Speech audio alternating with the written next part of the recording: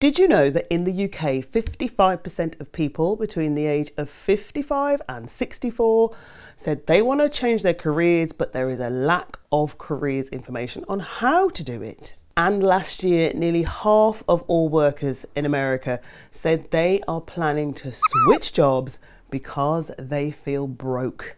Inflation's high, the money you have in your pocket doesn't go much further. I want to make sure that if you're feeling stuck at the moment, you will be able to make a decision, you will be able to make a success of it, and you'll be much more of a success, much faster and easier than I ever was. I'm in my 50s now, so let me break down the career changes I've had, the feelings I had in the moment, how you, if you're getting those same feelings, can act on them and make sure that your work life is the best work life you can enjoy.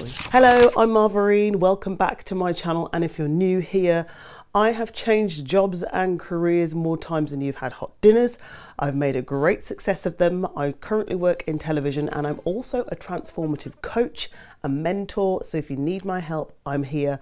Let's get into this video. My first career out of university, where I did a business studies degree, was working in a call center. Why did I go for that? I was broke too. I wanted to pay my mom some board. I wanted to buy some things for myself, not just be buying uni books and paying bills and just working out how much food I could have. I wanted to live life as an adult. I was given intensive training with a whole bunch of others brought into the business around how to be brilliant in terms of customer service, how to work with people on the phone, how to help angry customers, how to help upset customers. I got to meet a whole bunch of new friends. I had a social life for the first time. There was a whole journey of self-discovery, but I was feeling dissatisfied because I wasn't doing the job that I'd set my heart on. And in the end, I managed to land a trainee advertising exec job with McCann Erickson. So my tip here, if you're dissatisfied with a job, get your CV together, really brush it up, make it look the best that it can be, and tailor it towards the job that you want to go for. Not just look out for jobs that are advertised, but look around for the companies that you feel you want to work for and send them a CV. Just go, hi, introduce yourself, tell them about your skills, send them your CV and say if there are any positions currently that are available, I'd love to be considered for them. So I landed the job at McCann Erickson and I was chuffed to bits. I was looking after ad accounts for a house building company and an electronics store, and it was very interesting. The downside was all the staff were quite unfriendly. I was going to say they were very unfriendly. They made me feel unwanted. They made me feel as a trainee that I was never going to get the skills to go up the ladder. And the biggest thing was the money as a trainee was really, really low. And I was struggling to make ends meet. Okay, at the time in the background, I was stupidly building up debts on a credit card. That's for another video. And all of those feelings of being scared, driving to work every day down the motorway motivated me into action and made me think, what am I going to do with these feelings that I'm feeling? How am I going to move on? Should I move on? I'm meant to be in the job that I thought I wanted as a career, but it doesn't seem to be working. Struggled with those feelings a lot. What did I do? I explained what I did in another video. Take a look at this clip. I quit. I didn't tell my mum.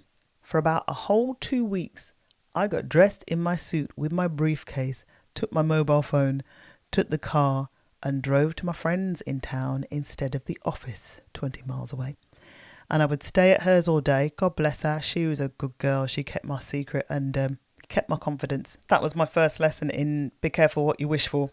I learned that the one thing I was not going to do in life was to sit anywhere in a job where I was miserable and unhappy, and I knew that I had to find a new path. It took me a very long time to find a new path after being a trainee ad exec and failing. So me acting on my feelings was quite reckless. I was really quite desperate. So would I do that again? I do ask myself that sometimes. Would I leave a job, just walk out with no plan?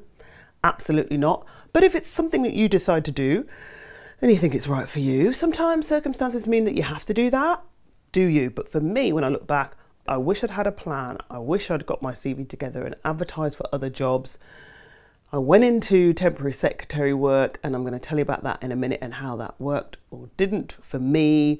Let me know, are you in a career or work dilemma? I would love to hear from you. And of course, as you know, comments and liking and subscribing and watching my videos all the way through helps the YouTube algorithm know that I'm here so that it can share with more people and more women around the world who might be going through some of these things in midlife as well. What I really want to do is build a community where we are helping each other. And the activity in the comments is often where all of that action happens. You only have to look at my decluttering video, which is now over 10,000 views and over 100 comments to see all of the brilliant advice that is sitting in there. So let's spread more of it. I'd love you to join me here on Midlife with Marv. So being a temporary secretary, I hawked my butt around a bunch of agencies in the city centre where I live and said, I've got these typing skills, I've done this work experience, I would love to be a temporary secretary. So what started was just me doing different contracts. I could be filling in as an audio secretary for a day. I did some work with a college where I was PA to the head of, the head of accounts. I think it was a PA to the head of accounts. I worked at a bank, in corporate banking, being PA to one of the managers there, typing letters, taking letters, organising meetings, preparing meeting rooms, all that sort of thing, right? What did I learn from this job? Really walking into new environments and not knowing anyone and trying to make friends, trying to make relationships and allies with people and understanding power dynamics in different departments and different businesses, working with people who were older than me, some that were younger trainees of different levels of management. All of those skills helped me develop my communication skills, my rapport skills. So really valuable in that sense. The downside was, again, I was building up debts, trying to stay in this corporate power dressing mode that really was the thing in the 90s. You had to have an immaculate suit, perfect hair, great shoes, a briefcase. All of that cost money. And I was buying all sorts of things that really, when I look back, I didn't need. So I needed more money.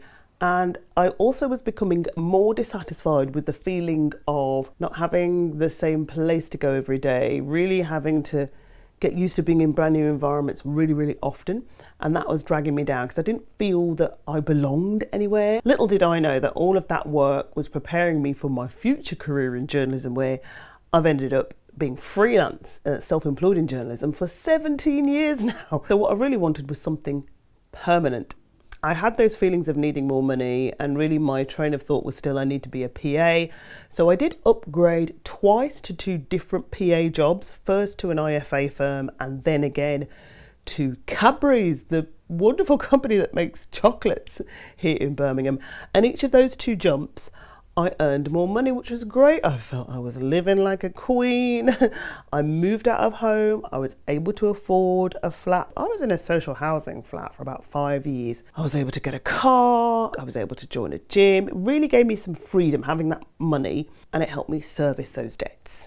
So all of those jobs were through my 20s, but a huge feeling of dissatisfaction came over me, and I was speaking to my family. My family were going, why didn't you do a master's? Why don't you do something more meaningful with your life? And I would always go back to my love of radio and TV and that love of the news and keeping on top of what was going on in the news. And I started to investigate what it might be like to be a journalist. And I applied for a journalism trainee scheme, landed that scheme, the best thing I ever did. So at 32, I opted for a wholesale career change, and it might be something that's on your mind as well. How did I go about it? If this content is resonating for you, then hit like, subscribe and the notification bell, because this is a channel where I want to build a community of women in midlife so that we can all talk about the things that hit us differently, we can find some solidarity and we can learn from one another. Really, it was a big leap of faith. I had no idea whether or not I was going to get on a trainee scheme, whether I was going to manage to get through that trainee scheme, whether I'd get a job afterwards, whether or not I'd be rated as any good in the job. Being a black woman in the UK, being a journalist, there are barely any of us in this industry. 0.2% of journalists in the UK are black. But I just felt in my heart somewhere that I was going to make it. I knew it was going to be work. So if you feel the same about a career, a change, in yourself and you really think, I want to do this, I know I'm going to feel happy, I'm going to try, even though I don't know what's going to happen at the other end, go for it. And if you need help in making any of those decisions, if you need advice to figure out whether or not you should be betting on yourself, what you think you should be doing is your life's purpose, I am a transformational coach.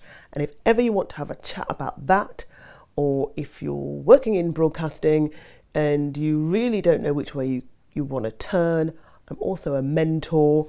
All of the links are in the description box as to how you can go on a transformational journey with me as a coach or a mentor, okay? Sometimes when you're a trainee and you're going into new industry, the money's not great and you've got to find a way to make sure that you can keep up. What did I do? Because it was tough. I actually took an extra job as a cashier in a bookmaker's in a betting shop to try and bring my money up. Downsized work, it was a little bit scary. It was in a rough area, an area notorious for crime around the area. No fault of the people living there. It was just what seemed to happen. I had to use an assumed name because I was training to work in the news, right? And the news often talks about, catching criminals. But it helped sustain me through my traineeship. So again, sometimes you have to step back to move forward. So consider that. Setbacks were the traineeship was hellish. Management was by fear. I ended up leaving the traineeship. What did I do? How did I act on those feelings? I took some time out to just really consider what I wanted to do. Often that is really important. If you're not sure what to do and you're not sure which way to turn, just stop, just breathe, just reflect. And I contacted a lot of my friends on my course who I'd studied with and said, anyone got any work, anything going on?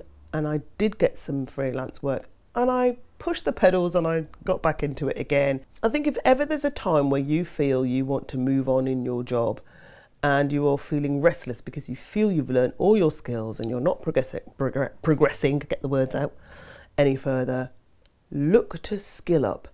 If there's a role you want to do and you see that role and you go, I'd love to do that, but I'm not skilled, try and get the training. I asked for the training at the point where I felt I'd learned all that I could and had demonstrated all of my skills to a high level as a reporter, as a news producer, as a presenter of bulletins and programmes. I wanted to be a newsreader, a news anchor, be the person fronting leading programmes. And I asked for the training, particularly at a point where my white counterparts were being offered the training and I wasn't. That was a catalyst for change. So if you're ever frustrated, don't sit in the frustration. Talk it out with friends, partner, support, colleague. If you need a coach, talk it out. Don't sit on the feelings. Don't fester on the feelings. Act on the feelings.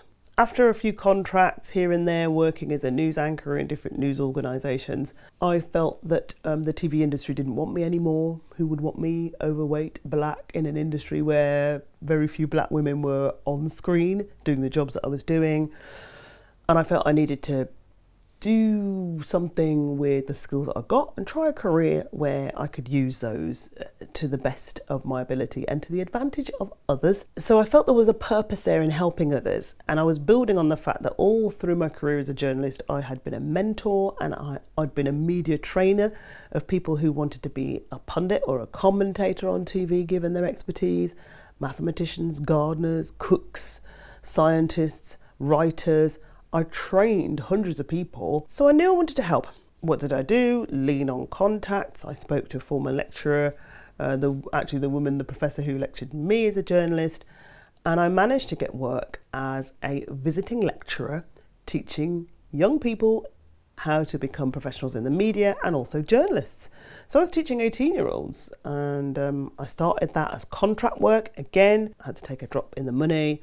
But what was really powerful was that I was learning these brand new skills and I was offered the chance to go on a course, to study again, to become a qualified university college lecturer. Sometimes you think, oh God, that's a step down. Oh God, I've got to study again. But it's worth getting those extra skills for your own development, for your own learning, so you can grow. And without that qualification, I wouldn't have been able to boost my earnings potential. I wouldn't have been able to become the director of journalism at the university that I worked at. If you're feeling despondent in your job, do you need to upskill? Can you afford to upskill? Can you pay the money for the course, or can it be paid for for by somebody else? Could you bet on yourself and take a loan to upskill, and then hopefully the new salary that you get, the increased salary that you get, you can pay off that loan? It might be worth it if it's taking you up a notch into a new career. And so that role was fun. It was hard work. It did burn me out. I decided that the burnout, alongside me having to navigate a sudden death in the family and my grief around that, the combination of the burnout and the grief made me take the tough decision to step away from that role in order to preserve my mental health and my emotional well-being. You might be in that same position, and it is a tough decision to take, because really in taking that decision, the amount of money that I earned halved. And I had to think about whether or not to accept some contract work back in journalism. I did that. I bet on myself. Even though I was earning less money, I was back in a profession that I did love, that I'd always wanted to be in from when I was a very young girl. I think it was the right decision. These are the things that you're going to have to think about. The leap of faith, working out money. Is it going to work for me? Is it not? How can I work out a drop in money temporarily? What plans can I make? They are tough things to think about. They are really hard things to think about, but you have to reflect. We have so much to offer at this age. And I know there's a lot of press around which talks about, us being washed up, that we are, and a lot of us are leaving, a lot of women are leaving professions due to menopause. There's something new for you. There's something else in your plan. It is not the end of the road for you. Please remember that. And now my final career change, where I have taken up new study to be a transformative coach. It's a natural progression for me from mentoring and media training into helping more women just get where they want to be, to live a more fulfilling life, to embrace their own wisdom and to find joy again in their life after everything they've been through. Again, I had to speculate to accumulate. No one paying my fees, no bursary from a news organisation, no university paying my fees for this course. I paid for it myself. I feel so fulfilled. I'm coaching women. These women are having breakthroughs in how they're thinking about themselves, how they're thinking about their career, how they're thinking about how their work life is going to be for the next 10, 20, 30 years. It's fantastic. If you want to feel those feelings and you want to refresh your skills, or you want to do something that is more true to you and your values, please take the leap. It's going to be the best thing you ever do. And if you enjoyed this video, binge on some of my others. Thanks for watching. See you soon.